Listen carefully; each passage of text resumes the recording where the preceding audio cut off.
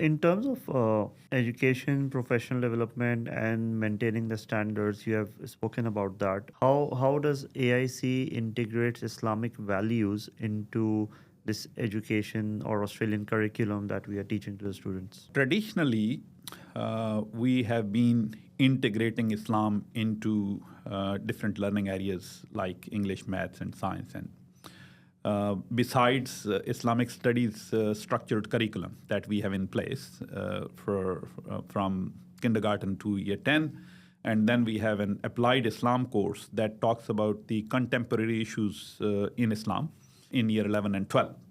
This is an endorsed course by the SCASA, our curriculum authority, and it is part of their VAS graduation. We have recently introduced our staff to graduate certificate in Islamic Pedagogy offered by the Centre for Islamic Thought and Education at University of South Australia.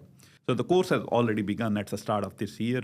Almost 80% of the senior management of all AIC campuses have opted voluntarily to enroll for this course. That's a big commitment, in fact, in terms of time, in terms of effort that they have given to the school and to the university. More than 30% of our teachers, I'm talking about 124 teachers, have opted to go for a short course with the same university on Islamic pedagogy.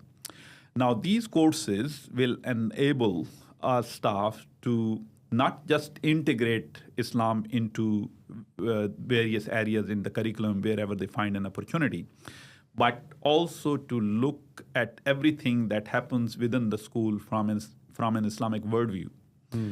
So that's the process that we are going through. And I'm sure that in near future, we will have every leader in the school completed graduate cert in education with Islamic pedagogy, and every teacher going through the courses, short courses on Islamic pedagogy, on Islamic well-being model, on prophetic pedagogy, and all these areas covered from an Islamic perspective. And it becomes, in fact, a mandatory course for every new staff who joins AIC. Like some of the Catholic schools have got a prerequisite. So we are working towards that model, in fact. And how would you measure the result of this? Like, for example, the staff goes through this course, they understand the methodology. What would be the measure of success for this? One is that we have a very comprehensive staff appraisal process in place.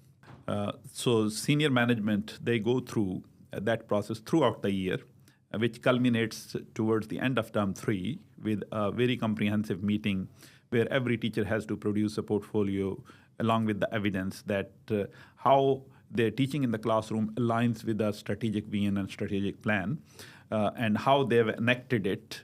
So it is from an observation from time to time when there are formal class visits, there are pop-in visits, learning walks, we call them, where the senior management, they walk through the classes and observe what's happening in the classroom.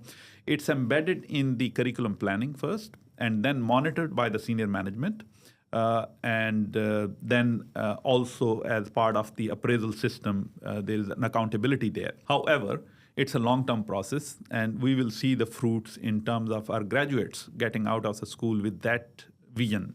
And that sort of model will produce those graduates, which will, the fruits will come obviously in the next years to come, inshallah.